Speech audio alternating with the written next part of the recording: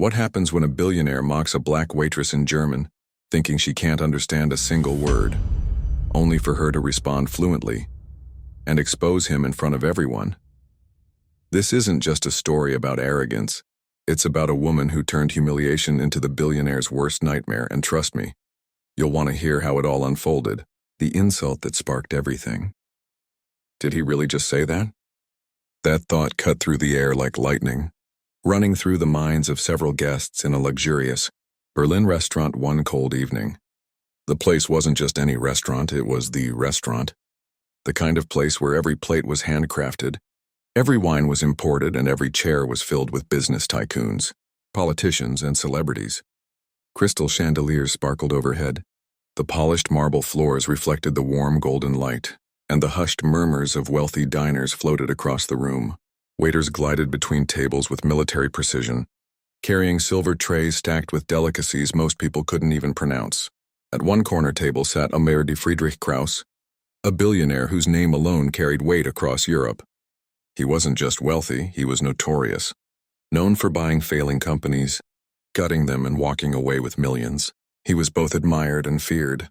People whispered that he could make or break fortunes with a single phone call, and he enjoyed that power.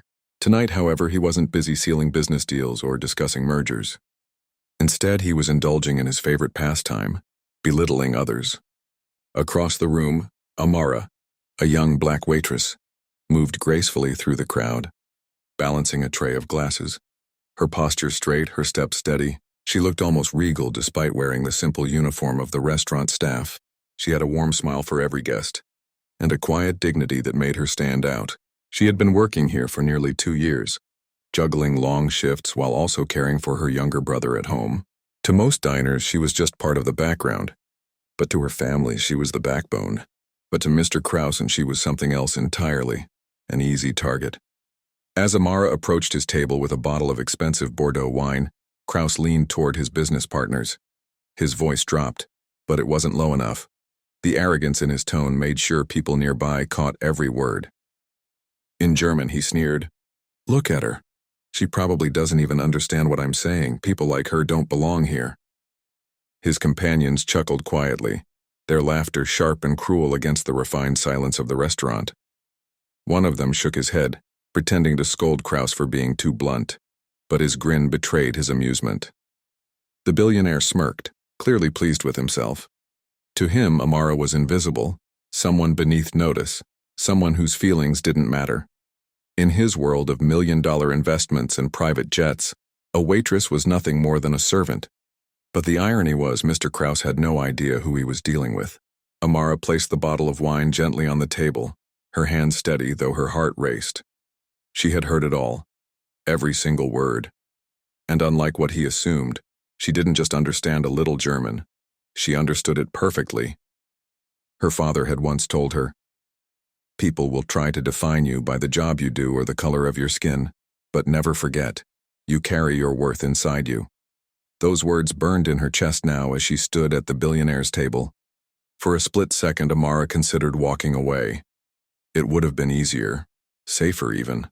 Most people in her position would have lowered their eyes and ignored the insult, but something in her refused to stay silent. She was tired of the arrogance, tired of the way people like Krauss looked at her as though she didn't belong. Across the room, a few diners had noticed the exchange. They didn't understand German, but they recognized mockery when they heard it. The tone, the laughter, the sneer. They watched Amara closely, curious how she would respond. The atmosphere shifted. The clinking of cutlery faded, conversations hushed, and even the background music seemed to soften, as though the entire restaurant was holding its breath. Amara looked directly at Mr. Krauss, not with anger, but with an unshakable calm that made him blink. He had expected her to bow her head, maybe force a polite smile. He wasn't expecting resistance. He certainly wasn't expecting what came next. Her lips parted, and in flawless German she replied, her voice steady, each word sharp enough to cut glass. What she said in that moment didn't just silence Mr. Krauss, it silenced the entire room. For the first time in his life, the billionaire realized he had picked the wrong person to mock. And that was the moment, the exact moment, the power shifted. The insult he thought would vanish into thin air had instead sparked something far greater. It was the beginning of a story no one in that restaurant would ever forget. Amara placed the wine gently on the table, the bottle making the faintest clink against the polished wood. Her movements were deliberate, steady, like someone who had made up her mind about something important. Then, instead of stepping back quietly, she did something no one in that room expected. She straightened her back, lifted her chin ever so slightly, and fixed her gaze directly on Mr. Krause.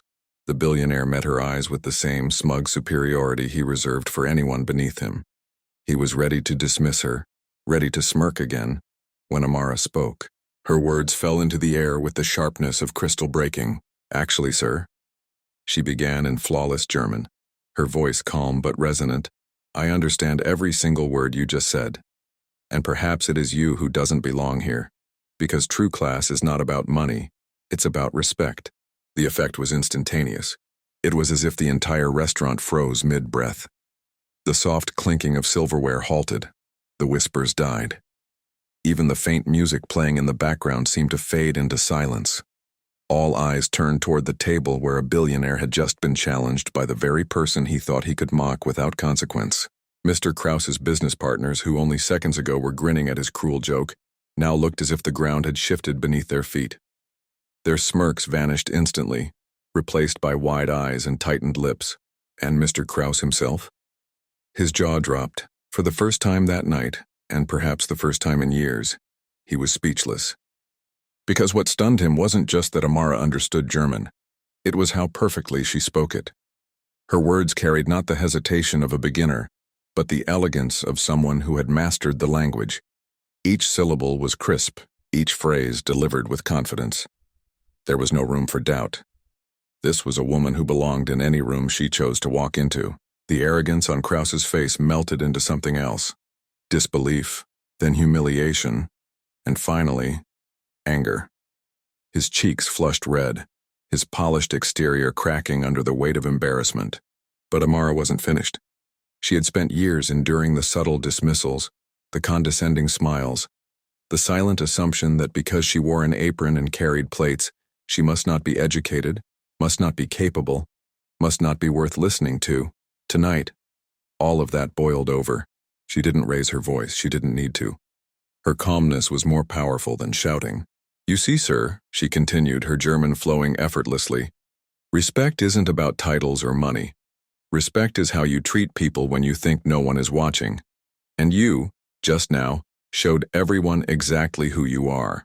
The gasps that rippled through nearby tables weren't just about her courage. They were about the truth of her words. Because deep down, many in that restaurant already knew what kind of man Mr. Krause was. They had seen him snap his fingers at waiters, had watched him roll his eyes at staff, had heard his sharp, belittling remarks. But until now, no one had dared call him out. And certainly not like this. What Krause also didn't know, and what Amara was silently reminding herself of in that moment, was that she wasn't just a waitress. She was a woman with a story far richer than he could imagine. Back home, Amara had been a top student. She studied at one of the most respected universities, excelling in linguistics. She didn't just dabble in German, she spoke it fluently, along with French, Spanish, Italian, and her native tongue. She had once dreamed of becoming a translator for international organizations, but when her father fell ill and her family's finances collapsed, she set aside her ambitions to take care of her younger brother. The restaurant job wasn't a step down for her, it was survival. It was sacrifice, and it was proof of her resilience. Mr. Krause, who thought himself superior because of his bank account, could never understand that kind of strength.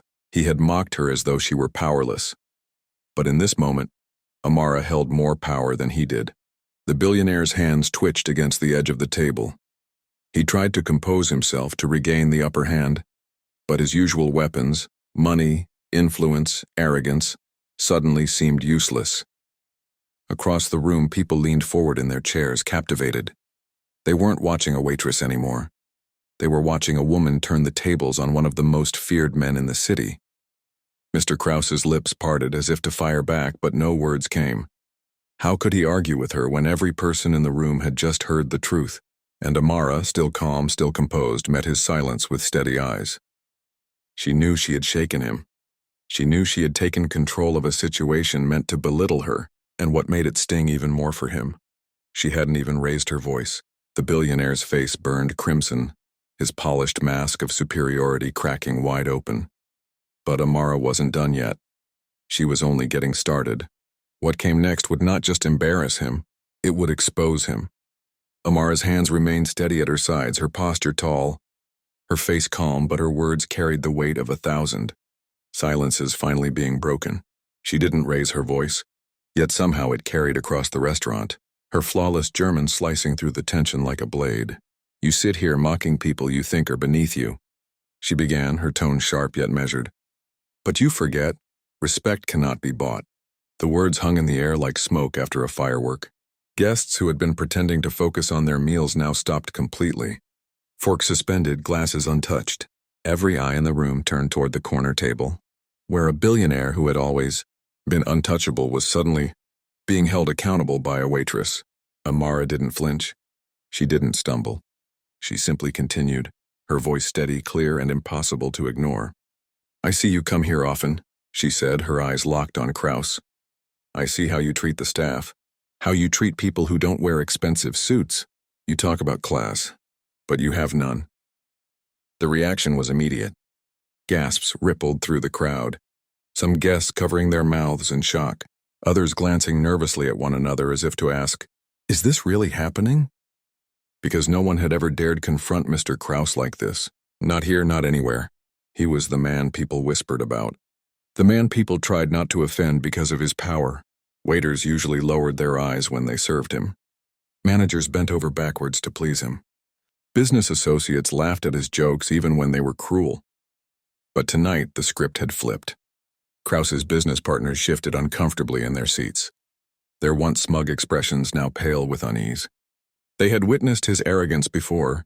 Of course, they had seen him humiliate employees, dismiss colleagues, and sneer at strangers. But they had never seen him challenged so openly, and certainly not in front of a crowd. And worse, this wasn't happening in English, where perhaps she could stumble. This was happening in flawless, elegant German. She had taken his own language and turned it into a mirror, reflecting his ugliness back at him. Kraus opened his mouth to respond, but Amara cut him off, her timing precise, her tone unwavering. "And since you believe people like me don't belong here," she continued, her voice growing stronger, "maybe I should tell everyone the truth. The only reason you are respected is because of your money. But money doesn't hide the way you treat others." Tonight, the mask slipped. Her words landed like thunderclaps. The billionaire froze. His face, once confident and arrogant, was now flushed red with shame. For the first time in his life, Friedrich Kraus couldn't think of a response. His arsenal, money, intimidation, arrogance, was useless here, because she wasn't negotiating with him. She wasn't afraid of him. And she had just spoken out loud what so many people secretly believed. His reputation wasn't built on character, or kindness, or true class. It was built on money, and nothing else. The silence that followed was deafening. Diners exchanged wide-eyed glances. Some nodded ever so slightly as though finally, someone had said what they had all been too afraid to admit. Kraus's business partners looked down at the table, suddenly very interested in the patterns of the silver cutlery. They didn't dare defend him. To do so would mean aligning themselves with his humiliation.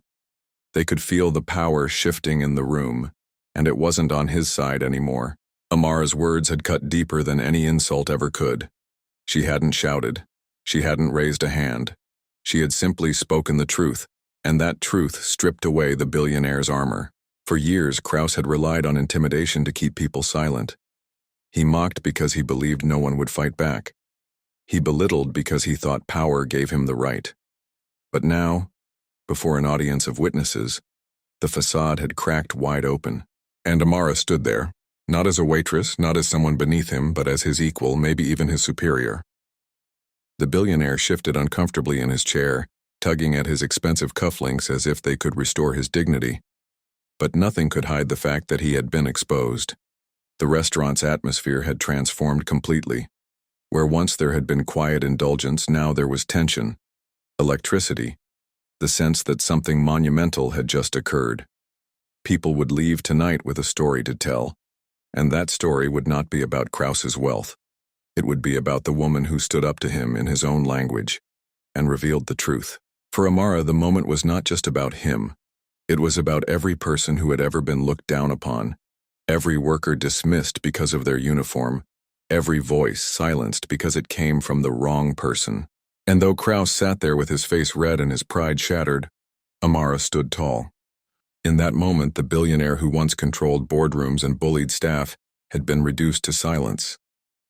And the waitress he thought invisible had made him visible, for all the wrong reasons. For a moment, the restaurant was drenched in silence. It wasn't the comfortable silence of fine dining.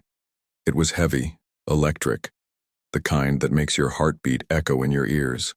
Then, from one of the corner tables, the silence cracked. A distinguished man in his 60s with silver hair and spectacles resting low on his nose slowly rose to his feet. He was a respected professor, well known in the city's academic circles. He had been quietly observing the entire scene, his eyes sharp, his posture dignified. And now he did something no one expected. He began to clap. Clap, clap, clap. The sound echoed across the marble floors, breaking the tension like a stone thrown into still water. At first, the applause seemed almost out of place. But then another diner joined in, and another. Within seconds, the room erupted into applause, the sound swelling into a wave of approval. The guests weren't clapping for wealth or status. They weren't clapping for fear of reputation. They were clapping for courage, for Amara's strength, for her refusal to bow to arrogance, for her words that had struck deeper than money ever could. Amara stood quietly, her expression composed, but her heart thudded in her chest. She hadn't spoken to receive praise. She had spoken because the truth demanded it. Yet the validation washing over her from complete strangers made the moment even more powerful. Mr. Kraus, however, looked as though the ground had opened beneath him. His face turned pale, his jaw tightened, and his eyes darted desperately around the room, searching for even a single ally. But there were none. Not this time. His untouchable reputation had shattered in seconds. The smirk he wore like a crown had vanished, replaced by something few had ever seen on his face before: fear. To a man like Kraus, humiliation was worse than any financial loss. He could lose millions and recover. He could lose a company and buy another. But public shame, being exposed as a fraud in front of people whose respect he craved, was something money couldn't erase. Slowly, he pushed back his chair, the legs screeching against the floor in a sound that only added to his humiliation.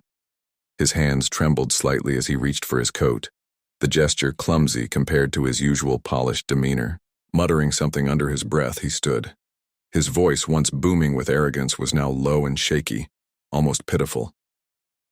"I don't have to listen to this nonsense," he mumbled, though even he didn't sound convinced. With that, he stormed toward the door, his footsteps loud, hurried, and desperate. But perhaps the cruelest blow of all was that his business partners didn't follow him. They remained seated, avoiding eye contact with him as he left. These were men who once laughed at his jokes, who once flattered his ego, who once clung to his shadow for power. But now they stayed behind, ashamed, unwilling to share in his downfall. They knew what this moment meant. His power wasn't infinite, his arrogance had reached its breaking point. And tonight, in front of the city's elite, his downfall had begun. As the door slammed shut behind him, the applause reached its peak before slowly fading into murmurs. People turned back to their meals, but their eyes lingered on Amara with admiration and respect. And Amara? She didn't bask in the attention. She didn't make a dramatic bow or deliver another cutting remark. She simply adjusted her tray, offered a small nod of gratitude to the professor who had started the applause, and returned to her work as though nothing had happened. But deep down, everyone in that restaurant knew the truth. Something monumental had just taken place. Amara hadn't just defended herself.